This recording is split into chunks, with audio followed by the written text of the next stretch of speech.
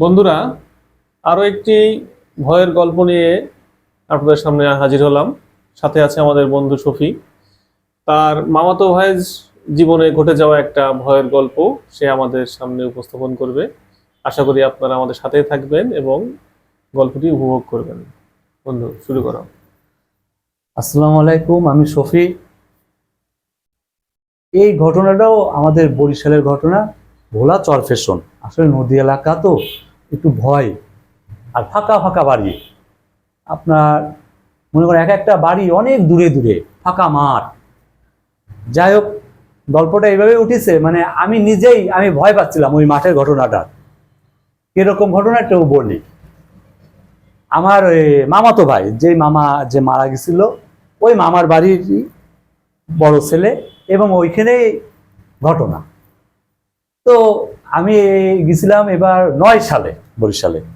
তো 9 সালে গেলি, তখন মামা বাড়ি যখন পৌঁছায়, তা পরের দিন বললো, চল শফি, তোরে নিয়ে একটু ঘুরে আসি।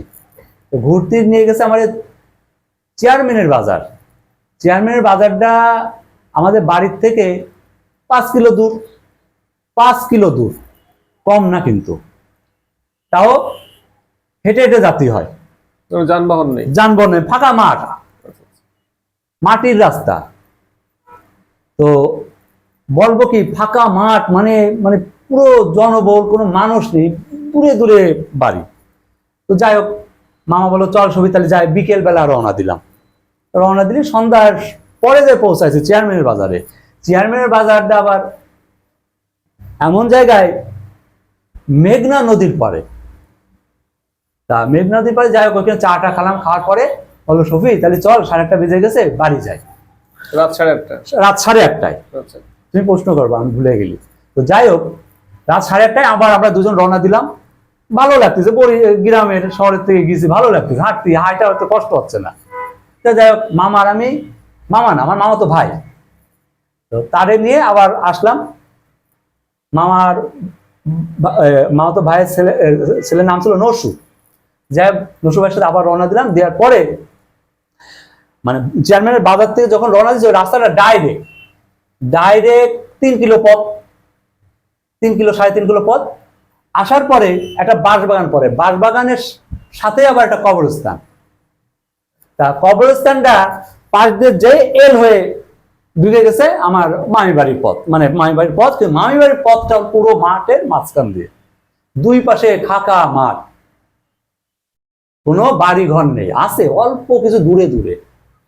তা মামা বললো, শফি, তাহলে এক কাজ কর, ওই কবরস্থান রেখে নেই, পাশেই একটা ডান হাতেই মামাতো ভাইয়ের ওই বন্ধুর বাড়ি। তা হয়তো ওরা একটু বিড়ি টিড়ি হয়তো কিছু খাবে, তার জন্য তো বলছে, শফি, তাহলে এক কাজ, তুই চলে যা, পারবি না যাতে? আমি বলছি, হ্যাঁ মামা, ভাইয়া পারবো। হচ্ছে, তাহলে এক কাজ, তাহলে তুই চলে যা।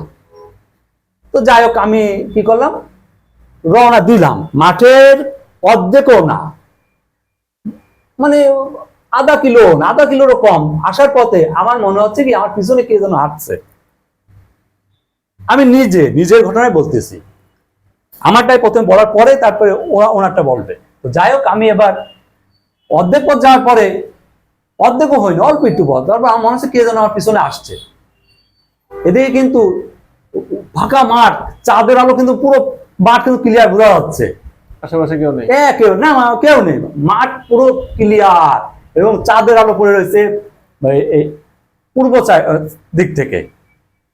তো আমি পরে আমি চিন্তা করলাম, না তো আমি পারতেছি না, যাতে কি করবো। সংসার আবার ব্যাগ দিলাম, কিন্তু মামাতো ভাই কোন বাড়ি ঢুকেছে এটা কিন্তু আমি জানি না, তবে কোন দিকে গেছে এটা আমার খেয়াল আছে। আমি ঘুরে এবার জোরে হাইটে আমি ওই কবরস্থানের মাথায়, মানে এল যেখান থেকে আমার ছেড়ে দিয়েছে, ওইখান থেকে আগে আবার যেদিকে একটা গলির মতন ভিতরে গেছে, একটুখানি আগে যাই দেখি শব্দ হচ্ছে, টুকটাক কথা হচ্ছে। পরে আমি ডাকলাম, নসু ভাই, ওই শফি। আমি যে, হ্যাঁ কি তুই, কি শফি? নসু, একটু বাইরে আসেন না। তুমি সঙ্গে দৌড়ে বাইরে আসলো। কি হয়েছে? আমার খুব ভয় করতেছে, আমার মনে হচ্ছে কি আমার পিছনে হাঁটছে। তুই তাড়াতাড়ি আয়, যাওয়া লাগবে না। তো আমি ওনার সাথে ওইখানে বসে থাকলাম। বসার পরে বললো, শফি, তো যাওয়ার দরকার নেই, তুই আমার সাথে যাস না, থাক। এই হলো একটা আমার জীবনে ঘটে যাওয়া একটা ঘটনা, বললাম।